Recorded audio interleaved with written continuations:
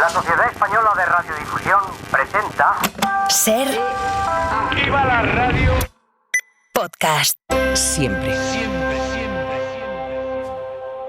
En la cadena Ser, la hora extra. Uno debe ver en la lectura una felicidad y accesible. Yo creo que la idea de lectura obligatoria es una idea falsa. Estuve conversando días pasados con un señor italiano y él me dijo, cuando yo era chico me hicieron leer la Divina Comedia. Yo lo aborrecía, Dante, pero lo he releído hace poco y he descubierto que es bastante bueno. Con Dani de la Fuente. Bienvenidas a la hora extra con Jorge Luis Borges y su reflexión sobre la lectura. No hay que leer por obligación y si un libro no te interesa, déjalo. Nosotros les traemos 4 libros que nos han interesado y que hemos leído con gusto. Porque mi padre me dio este consejo, que yo siempre repito, que si uno lee un libro y se da cuenta de que no está interesado, uno debe dejarlo caer.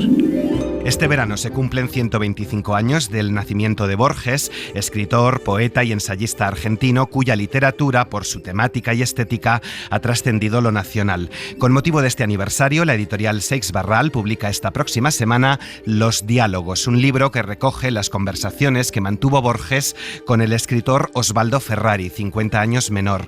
Nuestros invitados son herederos de aquel boom latinoamericano y protagonistas de este nuevo boom con más voces femeninas y feministas, como la de Mónica Ojeda. Bueno, yo creo que es feminista porque creo que muchas de las autoras, no me atrevería a decir a todas porque no las conozco a todas, pero a muchas de las autoras que ahora mismo se está leyendo, no solamente en España, sino en Latinoamérica, que ha habido un cambio epocal. Es verdad que en las décadas pasadas, bueno, incluso durante el boom, escribir siendo mujer era difícil porque no había espacios, porque estaba todo restringido, y ahora mismo, en cambio, ya los lectores y las lectoras se acercan a los libros escritos por mujeres sin tanto prejuicio, ¿no?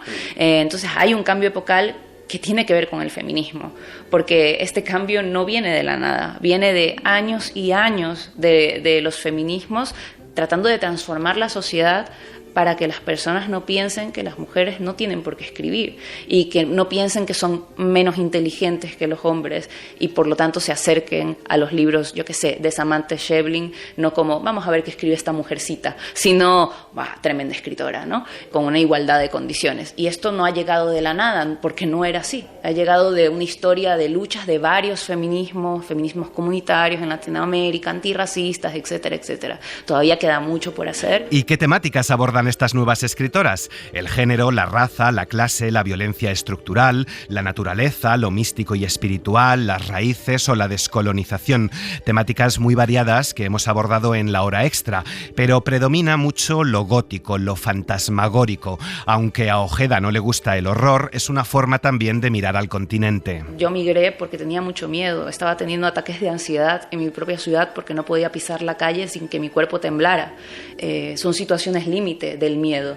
Ya no es el miedo, que también hay otros tantos miedos, el miedo a que te abandonen, el miedo a la muerte, que es la cosa más tremenda que puedes tener, a la fragilidad del cuerpo. Y entonces cuando uno escribe de las cosas que más le turban, que más le conmueven, y cuando el miedo está muy presente en tu vida, acaba entrando. ¿Y cómo trabajar el miedo, no? Si no es justamente a través de esta línea de imaginarios, de la literatura de terror, del cine de terror. Estas narrativas son las que han estudiado el miedo históricamente, ¿no? Entonces es muy rico beber de ahí. A lo mejor no terminas haciendo un libro de género, pero eso no significa que no has bebido de ciertos imaginarios de la literatura de terror. Yo creo que, mira, que mencioné antes a Samantha Schweblin. Samantha Schweblin no escribe para mí literatura de terror y, sin embargo, muchos de sus cuentos beben de las inquietudes y de la emoción perturbadora que la narrativa de terror históricamente ha ido desarrollando, ¿no? En su historicidad. Creo que bebemos de ahí porque es la literatura que ha estudiado el miedo y la experiencia del miedo. Pero ya te digo, el miedo yo creo que es universal, todo el mundo tiene miedo y las sociedades tienen sus propios miedos históricos y geográficos, ¿no? En Latinoamérica las cosas están bastante al límite, pero en cualquier lugar donde vas encuentras el miedo social, que va por un lado o va por otro. Yo llevo 6 años viviendo aquí y noto también los miedos sociales de España, que son otros, pero que están ahí, latentes. Long floating, shipless oceans. I did all my best to smile. Mónica Ojeda nació en Guayaquil, Ecuador, en 1988. Ha escrito novelas, poemarios, cuentos. Es una de las voces literarias más relevantes de Latinoamérica para el High Festival. Mónica acaba de publicar con Random House Chamanes eléctricos en la fiesta del sol, una novela muy musical, llena de vibraciones fantasmagóricas como la de José Ovejero, porque la vibración, recordamos, es el origen de todo. Absolutamente. Hay un escritor que me encanta, se llama Ramón Andrés, tiene varios libros sobre la música y en uno de ellos él dice, primero fue el sonido, ¿no? Y eso me parece maravilloso, ¿no? No fue primero el verbo, no fue primero el logos, primero fue el mito, porque es del mito justamente se alimenta de lo incognoscible y los sonidos te dan una sensación física de lo incognoscible. Y te despiertan ese cuerpo vibrátil, ¿no? Ese cuerpo que vibra y que a veces no sabe por qué. No, tú no sabes porque no hay una razón del sentido común cuando un ritmo se te encarna y de repente te levanta los vellos de la piel y por qué esta canción y la otra no, por qué este canto y el otro no. No hay una razón del sentido común, es una razón poética, eso que ocurre cuando de repente te habita un ritmo o una canción, una música y hay algo fantasmático como tú mencionabas, porque el sonido y la música a veces puedes ver de dónde viene, pero otras veces no ves de dónde viene. A veces es una música que llega de lejos o un sonido que llega de otra parte y hay algo incorpóreo en el sonido que evoca lo corpóreo. Y en esa distancia de evocación hay mucha imaginación. Antes de la vibración de la música o del verbo había silencio. El silencio es solo una pausa. Lo que viene después es por fuerza violento. Las protagonistas de esta historia tienen la urgencia de huir lejos, de dejar atrás la violencia de su ciudad, Guayaquil, para asistir a un festival de música experimental, un festival de hombres, a los pies de un volcán de los Andes. Quieren dejar atrás violencias, revueltas, el miedo a los narcos, a los militares, a la policía, a las autodefensas barriales, la pobreza, la impunidad, la indiferencia, erupciones volcánicas, terremotos, inundaciones. ¿Es imposible vivir hoy en Ecuador, como dice Mariana? ¿Y cómo ha marcado toda esta violencia y la huida de tu país tu escritura? Mucho. Yo no creo que es imposible vivir en Ecuador, pero es muy difícil, es muy doloroso y yo creo que de allí sale el espíritu que a mí me movió a escribir la novela, porque yo tengo a toda mi familia allí y a muchos de mis amigos de toda la vida además y cada vez que pensaba en ellos había como una idea que venía recurrentemente a mi cabeza que era la de hacer la fiesta en medio del duelo. Porque tengo amigos jóvenes allí, de mi edad, a veces más pequeños incluso que yo, y cada vez que hablábamos, y teníamos que hablar de muertos, y teníamos que hablar de balaceras y de gente desaparecida, también hablábamos de las fiestas que armaban. Y yo les decía, pero ¿qué significa hacer la fiesta? Porque hay una cosa muy política allí. ¿Qué significa hacer la fiesta, hacer el baile, hacer la música, hacer la poesía en medio de tanta muerte, ¿no? Y siempre llegamos a la misma conclusión, como esto es hacer la vida, es tratar de reivindicar la vida por encima de la muerte, por encima del miedo que quiere que tu cuerpo esté paralizado en una esquina, que no imagines un futuro, te quieren como persona joven arrancar el futuro, porque si tú no puedes imaginar un lugar en donde no haya muerte y muerte constante, lo que hacen es arrebatarte la posibilidad de futuro y por lo tanto la juventud.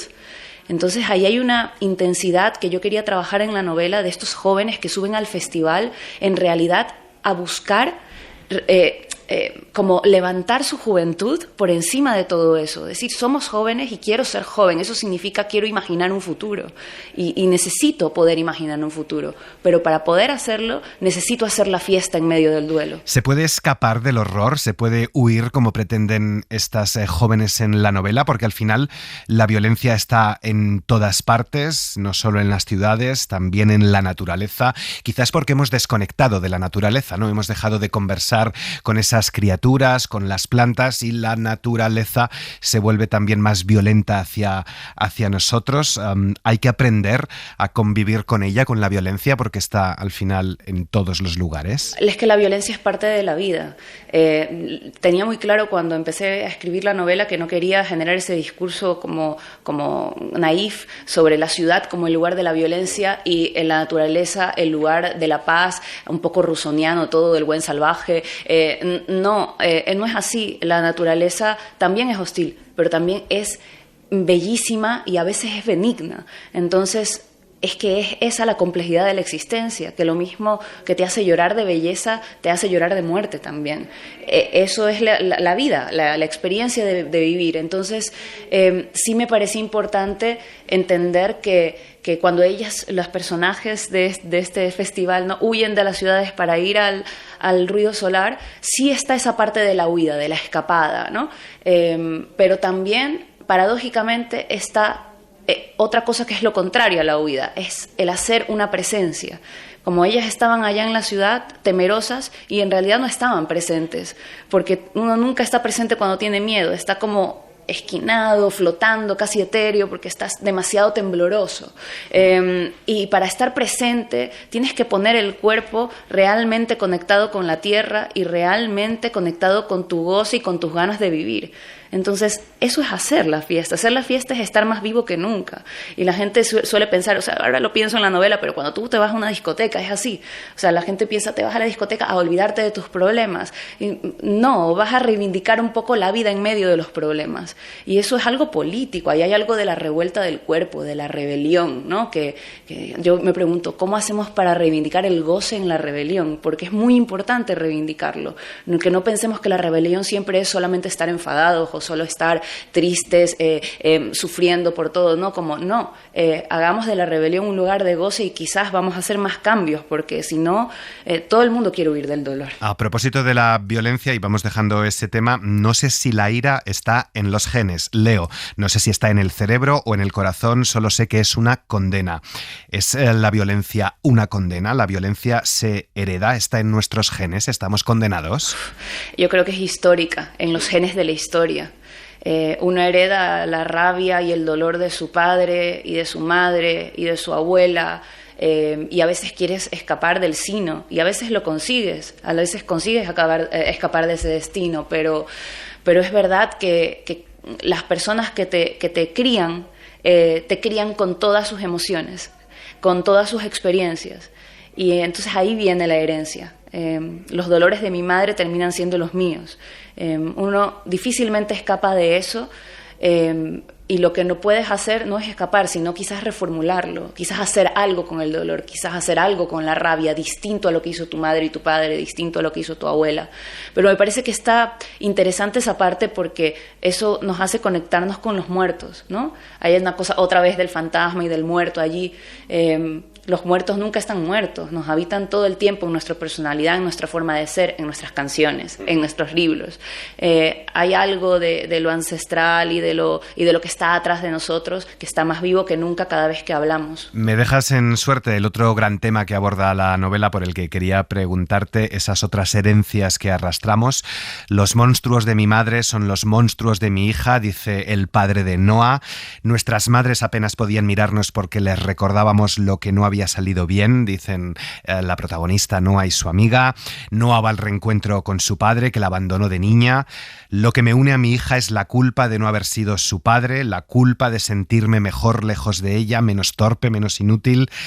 Es el diario también esta historia de otra huida, la huida de la familia, que a veces deja de ser un refugio para convertirse en una prisión, en algo que nos constriñe. La huida de la paternidad, ¿no?, de este padre que se desentiende de su hija. ¿Podemos huir de la familia? ¿Podemos comprender a este padre? Yo creo que se huye de la fisicidad de la familia, pero no huyes de la herida que te deja psicológicamente, ¿no? Yo al padre que abandona en esta novela a su hija lo compadezco, o sea, no lo juzgo, me produce compasión. Porque además me parece que él quisiera ser mejor hombre de lo que es. Tiene como un deseo de querer, que a lo mejor quiere querer, pero es que no lo siente. Y es verdad que la novela gira en un contexto de violencia social, pero también está presente el dolor de la búsqueda de un refugio que no encuentras en los personajes, ¿no? Y eso ya no tiene que ver nada más con la situación social, tiene que ver con las relaciones interpersonales, ¿no? Hay amigas que se necesitan mucho en esta novela, parejas que se quieren mucho, y luego está este personaje que va a buscar al padre que la abandonó, como si el origen le pudiera dar un presagio de lo que le va a pasar, pero el padre no le puede presagiar nada porque no siente nada por ella. Pero lo intenta, y intenta por lo menos ser respetuoso con esa búsqueda que ella tiene, ¿no? Pero ella acaba, yo creo que, encontrando otro tipo de origen, que no es el origen paterno, sino el origen de la música y del arte, que lo encuentra además a través de una abuela que no conoció. Entonces, sí que me interesaba tratar de no ser categórica con las salidas, ¿no? Mostrar cómo una salida puede estar cerrada en esta línea de la historia, pero luego puedes encontrar otro origen. No todo el origen es una pared cerrada, ¿no? Pero a lo mejor hay que entender que los orígenes son múltiples. It's just a question of being sheltered. Tienen toda la conversación con Mónica Ojeda en nuestra página web y en Ser Podcast. De Guayaquil a Lagos de Moreno, en Jalisco, México. También huyó de su país nuestro siguiente invitado. Juan Pablo Villalobos, bienvenido a La Hora Extra. Hola, ¿qué tal? Ya no te conozco, hijo. No sé cómo estás, qué haces, qué vida llevas. Juan Pablo vive en Barcelona desde hace 20 años largos. ¿Cómo estás? ¿Qué haces? ¿Qué vida llevas? Pues mira, trato de sobrevivir como hacemos los escritores con el pluriempleo, ¿no? Dando clases, dando talleres, escribiendo por aquí, por allá, un poco de todo. El protagonista del Pasado anda atrás de nosotros, que acabas de publicar con Anagrama, se llama Juan Pablo. Lo descubrimos casi al final de la historia. Lo que no sabemos es cómo se apellida Juan Pablo, pero antes de meternos en la zanja, que es como se titula la primera parte de la novela, una advertencia. Esto es una novela, cualquier parecido con la realidad no es mera coincidencia, así es como funciona la ficción. Todo es ficción y todo es autoficción, Juan Pablo, porque has querido escribir esta suerte de autobiografía ficcionada. Digamos que es la tercera parte de un experimento, ¿no? Con los límites de lo autobiográfico. Ya lo había explorado en No voy a pedirle a nadie que me crea, que es la primera novela en la que yo utilicé mi nombre, y después en Peluquería y Letras. Son dos novelas en las que la migración, el hecho de estar lejos de México y la búsqueda de un lugar, no solo un lugar donde vivir, sino diría que más importante, un lugar desde el cual mirar y narrar el mundo, son la base de esta escritura. Y un elemento muy importante que creo que en el pasado anda atrás de nosotros cobra muchísima más importancia, la paranoia de ese narrador personaje que sospecha de todo, siente la realidad como una amenaza y está todo el tiempo como intentando entender la realidad, y cuando la va entendiendo casi que tiene que salir corriendo, ¿no? Tiene que escapar. El pasado anda atrás de nosotros nos cuenta el regreso a casa, a su ciudad y a su país de Juan Pablo. Su padre ha sufrido un ictus y su intención es volver solo unos días para cuidar a sus padres, para saldar algunas deudas. El protagonista se insiste a sí mismo a lo largo de la novela que estos días que iba a pasar en México serían un intermedio, una pausa en su vida real en el extranjero. ¿Qué es la vida real, Juan Pablo? No sé si no vivimos todos en una especie de simulacro o simulación. ¿Puede uno abstraerse de otras realidades? Yo creo que este es uno de los aspectos más importantes de la novela, que es que los que nos vamos, y para esto no hace falta irse del país, ¿no? Te puedes ir del pueblo a la ciudad, que queda al lado, ¿no? Dejamos atrás a la familia, a los amigos, la cotidianidad que teníamos en esos lugares, que siguen transformándose, y nos volvemos una especie de traidores, ¿no? Por haber dejado aquello atrás. Y sospechosos, vamos a decirlo así. Pero lo que a mí me interesa es que cuando vuelves, miras las cosas de una manera distinta. Y en mi caso yo las miro a través de la óptica de haber vivido 20 años en Barcelona. Es decir, es la novela que escribe alguien que ha vivido 20 años no en cualquier lugar, sino particularmente en la ciudad de Barcelona. Y el narrador insiste mucho en que su vida en el extranjero es muy tranquila, que su vida es muy estable, que nunca pasa nada, que su familia está muy cómoda, ¿no? Entonces digamos que hay un cierto aburguesamiento en el narrador que es importante para entender también cómo percibe la realidad que ha dejado atrás, ¿no? El protagonista no habla de su vida en el extranjero con nadie por miedo a que le roben, le extorsionen o le secuestren. Se fue al extranjero, lo has adelantado, huyendo de etapas oscuras porque en Jalisco, en México, hay mucha violencia, balaceras, cárteles controlando el territorio, corrupción administrativa y su vida ahora, lo has dicho, era apacible, monótona, segura, nunca pasaba nada fuera de la rutina, era muy difícil que ocurriera algo inesperado y esa era, de hecho, una de las razones por las que no había regresado a México. No sé si es una de las razones por las que tú dejaste México y al final esa violencia, aunque el protagonista no la haya vivido en sus carnes, ¿cómo ha marcado tu escritura? A mí, afortunadamente, digamos que ahí sí que está la ficción. No me ha pasado nada, ni he tenido ningún tipo de situación de violencia, más allá de la paranoia, ¿no? Que es importante, como decía, para el narrador, de imaginar lo que podría pasar, ¿no? Pero sí que ha sido importante para la escritura. Digamos que a mí me gusta mucho, y eso está en todas mis novelas, que la trama sea muy enredada, haya muchas subtramas, muchos personajes, historias que aparentemente van a ir a un lugar pero se desvían. Eso creo que es algo que yo he experimentado desde mi primera novela, desde Fiesta en la Madriguera. Y digamos que es el explorar las posibilidades narrativas que tienes habiendo nacido y crecido en un determinado lugar y después explorando tu propia vida, ¿no? A dónde te lleva. Y claro, en Peluquería y Letras, que era mi novela anterior, digamos que yo había llegado a una especie de callejón sin salida porque esa vida tan tranquila y tan cómoda en Barcelona me dejaba sin cosas que contar, ¿no? Es como, ¿qué cuento si aquí yo estoy tan bien, ¿no? Es decir, que el nivel de estabilidad y de aburguesamiento es tal que parece que ya no hay nada que contar. ¿Para qué escribir? Que es lo que se plantea el narrador de la anterior novela, ¿no? Y la vuelta ahora, la vuelta a esa realidad, digamos que es una vuelta al pasado un tanto fantasmal, ¿no? Los que nos vamos, cuando volvemos, pues ni somos nosotros los mismos, ni el lugar al que llegamos es ya aquel que recordamos, y vamos como vagando por ahí, por los lugares que nosotros paseamos en nuestra infancia o nuestra adolescencia, encontrándonos con la gente que está siempre más gorda, más borracha, más canosa, más acabada, ¿no? Ese juicio siempre cruel con el que vemos a aquellos que se quedaron, ¿no? Y esa disputa también por la memoria entre los hermanos y los amigos que recuerdan las anécdotas que compartieron y cada uno da sus versiones, ¿no?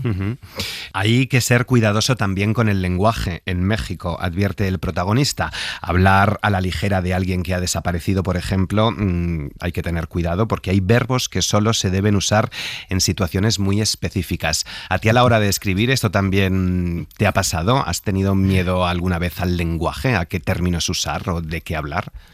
Miedo no lo sé, pero una reflexión que creo que sí es importante sobre cómo usar el lenguaje, porque eso simboliza y puede estar de pronto, digamos, confirmando prejuicios o puede estar de alguna manera ratificando un mundo con el que tú no estás de acuerdo. Sí creo que ahí hay una reflexión que no pasa por el miedo, creo, pasa más bien por una frase que a mí siempre me ha influido mientras escribo, que es una frase de Ursula K. Le Guin, la escritora de, bueno, no es ciencia ficción, de fantasía más bien, que dice que no se puede cambiar el mundo si no se cambia el lenguaje. Y estoy muy de acuerdo con esa frase y creo que las realidades, sobre todo tan violentas como la mexicana, requieren de una reflexión también sobre el lenguaje, cómo usamos las palabras para no estigmatizar, para no revictimizar muchas veces también, ¿no? Para intentar que podamos ser capaces sobre todo de imaginar un país distinto, que eso es lo que a mí más me preocupa. Es decir, si escribimos una realidad tan terrible, tan violenta, tan dramática como la mexicana, simplemente la representamos para horrorizar al lector, para asustarlo, para digamos, sacudirlo, como se dice ahora, ¿no? Estas fajas que ahora, estas fajas que a veces aparecen en los libros de este libro te removerá las tripas, pues yo pienso, pues yo no quiero que me haga eso, un libro, ¿no? ¿Por qué habría de leerlo, no? Pero si solo buscamos este efecto de horrorizar en este tipo de textos apocalípticos, apocalípticos, estamos, digamos, contribuyendo a incapacitar a la gente su posibilidad de imaginar un futuro. Y creo que pasa por el lenguaje una reflexión bien importante sobre qué país podemos imaginar, qué México podemos imaginar dadas las circunstancias actuales, ¿no? Uh-huh. Una pregunta que Juan Pablo, el protagonista de la novela, se hace es ¿por qué me sentía un intruso, un ladrón cada vez que volvía a casa? ¿Por qué nos sentimos siempre así cuando volvemos al hogar, a las raíces? Bueno, yo en mi caso tendría que decir que ahí hay una raíz muy católica, ¿no? Mi pueblo es un pueblo muy reaccionario. Digamos que en esa zona nació un movimiento que es el sinarquismo en los años 20, 30 del siglo pasado, que estaba inspirado en la Falange, para que nos entendamos. Uh-huh. Y el sinarquismo fue una reacción a una serie de medidas liberales para quitarle poder a la Iglesia.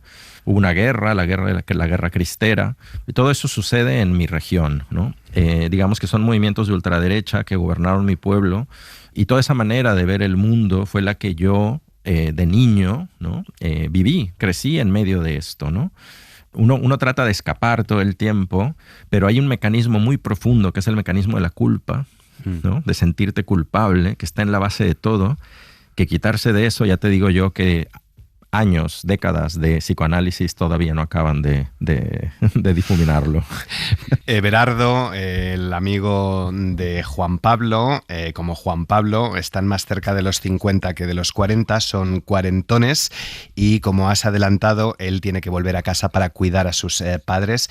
No sé si este es el punto de inflexión más importante en nuestras vidas, a partir de los 40 o los 50, cuando te conviertes en cuidador de tus padres y dejas de ser hijo, antes, claro, de la muerte de un progenitor. Sí, digamos que en el nivel más profundo de la novela, ¿no? Está el proceso de un hijo por asumir su lugar como cuidador, ¿no? Como padre, ¿no? Y porque a pesar de que yo soy padre y de que el protagonista de la novela es padre, digamos que no ha asumido del todo ese lugar, ¿no? Sigue asumiéndose como un hijo, ¿no? Y sigue asumiendo su lugar en el mundo a partir de sus hermanos más que de sus hijos, ¿no? Y a partir de ahí hay una serie de decisiones que tienen que ver con la culpa y con la responsabilidad que definen el lugar en el mundo que tiene ese personaje y que de hecho es lo que le van a provocar toda una serie de accidentes, malentendidos, etcétera, que son los que mueven la trama, ¿no? Uh-huh. Digamos que la trama la mueve el hecho de que ese personaje no sepa reaccionar, no sepa cómo actuar en el mundo, ¿no? Digamos que la realidad le va apabullando, le va persiguiendo, le va amenazando y él cada vez que decide algo se equivoca. Es como un personaje de una especie de comedia de enredos. Tenía que aprender a dejar de ser hijo, tenía que aprender a dejar de ser hijo antes de que fueran mis papás quienes nos dejaran.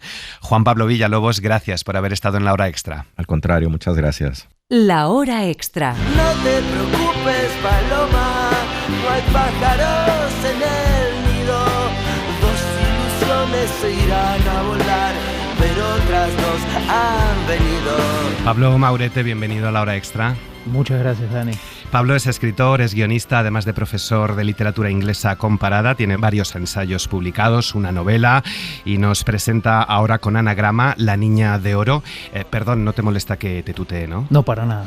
Preguntó Carrucci con una sonrisa don Juanesca. Silvia Rey levantó una ceja. Me tutea desde el primer día, Carrucci, no se haga, responde ella. Silvia Rey es la protagonista de este thriller ambientado en vísperas de las Navidades del año 2000, cuando sonaba mucho en la radio este tema de Andrés Calamaro, Paloma, una canción que escuchan en bucle o en loop. El thriller, la novela negra, está siempre entre lo más vendido. Luego te voy a preguntar por qué, pero no sé si precisamente ahora este género es idóneo para describir no solo la situación de Argentina, sino del mundo en general. Bueno, lo que me interesaba con la novela, y en especial con la novela negra, yo no he sido nunca un gran lector de policiales, pero en los años de pandemia me puse a leer policiales, es la manera en la cual trata el tema de la corrupción enquistada, no solamente en Argentina, aunque cabe muy bien para la Argentina, no a los más altos niveles de la política, sino a lo largo de toda la cadena alimenticia en el sistema de la justicia, por ejemplo, en particular. Entonces me interesaba explorar a mí esos eslabones intermedios de la corrupción, porque también hay una hay una posición para mí muy cómoda, digamos, una especie de lugar común muy cómodo, que es echarle la culpa de todo a los políticos. Y al menos en la sociedad argentina, la corrupción llega a todos lados. Los políticos no vienen de Marte, vienen de una cultura en particular. Entonces la novela se mete también con esto, pero también hay muchos personajes que tratan de hacer bien su trabajo, y hay personajes que cometen pequeños actos de corrupción o actos indebidos y de pronto tratan de hacer bien su trabajo. O sea que nadie es del todo corrupto, del todo impoluto, se mezcla todo, es un caldo muy espeso. El tema de la diferencia de clases también es muy evidente. Silvia Rey viene de una clase alta, ahora vive en un barrio cambió de barrio radicalmente, pero su relación con la policía también está muy marcada por la diferencia de clase. La niña del oro hace referencia a un bar de farloperos, Leo, y nos cuenta el asesinato de un profesor de biología y la historia de un taxiboy albino, apodado Copito, como el gorila de Barcelona, sospechoso del crimen por frecuentar el piso del asesinado. ¿Cómo surge la idea de hacer un policíaco ahora? ¿Qué te interesó? ¿Por qué te interesó? En realidad es una idea de muy larga data que se me ocurrió con una escena en particular de la novela, que es la escena con la que se abre la novela. Una escena en un autobús, de un encuentro muy inquietante. Y dije, no voy a escribir una novela policial, desconozco totalmente el género. Es un género muy importante, con su historia, con lectores muy exigentes. Pero bueno, en pandemia me puse a leer y esta idea que te digo que nació en aquellos años nunca desapareció y finalmente salió a la luz. En La Niña de Oro mencionas desde Frankenstein de Mary Shelley, LA Confidential con Kevin Spacey y Kim Basinger, las novelas de P.D. James, Aníbal Lecter, Manhattan Melodrama, El enemigo público número 1, entre otras referencias. ¿Todo esto lo has leído en pandemia? Bueno, sí, algunas cosas sí, otras no, pero eso en realidad son pequeños homenajes al género. Porque el género policial es un género que nace en el siglo XIX como tal, y es un género que nace ya intertextual, autorreferente, ya en Los crímenes de la calle Morgue, que bueno, muchos dicen que es el primer policial, esto obviamente es debatible, hay algunos que dicen que Edipo Rey. Pero ya en Los crímenes de la calle Morgue de Poe hay referencias a folletines y novelas detectivescas. Es decir, que la novela policial siempre se refiere a sí misma. También soy lector de otras cosas, no solo de literatura clásica, pero me interesaba incluir mucho ese elemento de intertextualidad, y sobre todo en estos personajes que algunos son cinéfilos, otros son lectores, en fin. La protagonista es Silvia Rey, la secretaria de la Fiscalía Nacional en lo Criminal y Correccional, una mujer en un entorno muy masculino, Silvita, la llama algún compañero. ¿Cómo es esta mujer divorciada, persistente, inconformista, con una relación especial además con su padre, con Francisco, y que no acababa de acostumbrarse, a pesar de los años, a la escena de un crimen? ¿Cómo has construido este personaje? El personaje principal, Silvia Rey, se me reveló desde el principio como tal. Es decir, nunca pensé que podía ser otra persona, es como que se manifestó. Y ella no se puede acostumbrar al escenario de una escena del crimen. Le parece más que triste, más que trágico, le parece bochornoso. Le da como vergüenza ajena, le parece un vejamen intolerable y al que no se puede acostumbrar.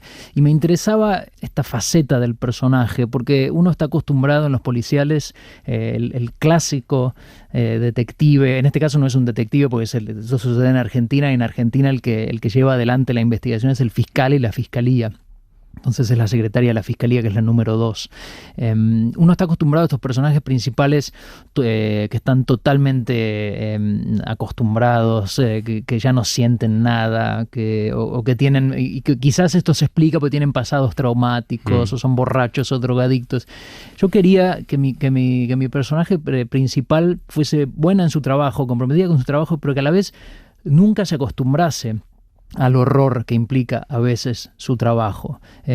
Quizás es el elemento por ahí sobrenatural de la novela, quizás no es realista, quizás todo el mundo se acostumbra a su trabajo por horrible que sea, pero me gustaba esta tensión en el personaje, que no se acostumbrara, que le pesara lo que veía de alguna manera. Tienes hasta 3 ensayos, si no me equivoco, sobre la anatomía o lo físico del ser humano, y en esta novela también los cuerpos, las anomalías o monstruosidades que llega a decirse están presentes.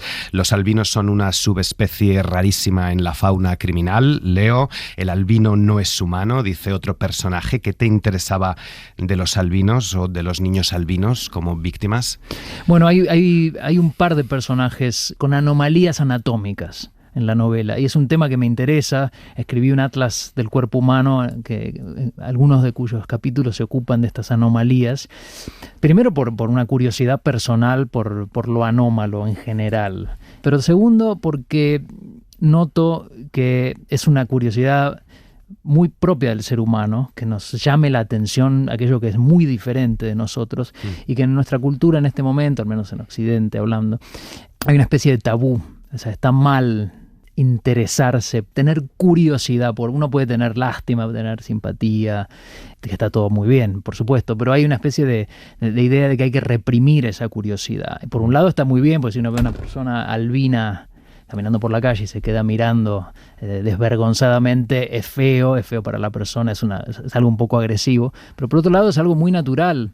Entonces quería que estuviesen esas dos caras del asunto en la novela, digamos, la curiosidad natural que inspira lo anómalo, y a la vez el lado humano de personas que son muy distintas a todos los demás y que tienen que vivir día a día con estas miradas objetivantes. Usted se dedica a las ciencias exactas, no me venga con pensamiento mágico, le dice Silvia a una profesora. Borges era un gran admirador también del género. No sé si hay algo de Borges en esta novela, si hay algo de realismo mágico en la forma de escribir y describir este thriller. Bueno, yo tuve épocas de leer muchísimo a Borges. En cierta forma, a veces pienso que Borges es bastante tóxico, porque te impregna y te condiciona a pensar ciertas cosas, a hablar de cierta manera, a ciertos berretines, ciertos giros. Entonces seguramente que hay Borges ahí. En este momento no se me ocurre nada explícitamente borgiano, aunque sí, él también era un gran amante del policial, y también, bueno, a él le interesaba más el policial metafísico, digamos, con misterios medio místicos, crípticos, que para mí nunca fue lo más interesante. Él es muy amante de Chesterton. A mí Chesterton, a mí la verdad que no me gusta. Pero Borges está ahí seguro. Sí. La investigación policial además está llena de conspiraciones. No sé si pretendías ahondar en esto precisamente en este momento de conspiraciones, si pretendías hacer una parodia de ahora. Y por qué también somos ahora un poco más, no sé si dados a conspirar, a fabular, si tenemos más miedo, más inseguridades. Creo que en parte tiene que ver con la cantidad de información a la que estamos expuestos todo el tiempo, ¿no es cierto? Y con la dificultad de discernir entre lo que es confiable y lo que no es confiable. En este sentido, también volviendo a esta idea del pensamiento mágico, ¿no es cierto? Creo que el ser humano tiene una propensión natural al pensamiento mágico, a creer que las cosas tienen respuestas simples, que son blanco-negro, y también la propensión enorme a creer lo que le gusta más a uno, cómo le gusta a uno que sea la cosa. Lo antinatural es el pensamiento científico, en cierta forma, que es escéptico, que está constantemente poniendo en duda las cosas, que no se cree nada, que está siempre buscando refutación más que corroboración. De hecho, esto en un momento lo reflexiona Silvia Rey, pero ella misma tiene este impulso de que las cosas sean como ella cree que son. Entonces la novela juega mucho con eso en términos de hipótesis sobre los crímenes, ¿no? ¿Cómo quiere un personaje que hayan sido las cosas? ¿Cómo fueron quizás las cosas? Yo creo que tiene que ver con eso. Estamos expuestos a una marea de información y la mayoría de la gente, todos tenemos ese impulso de quedarnos con los que más nos gusta.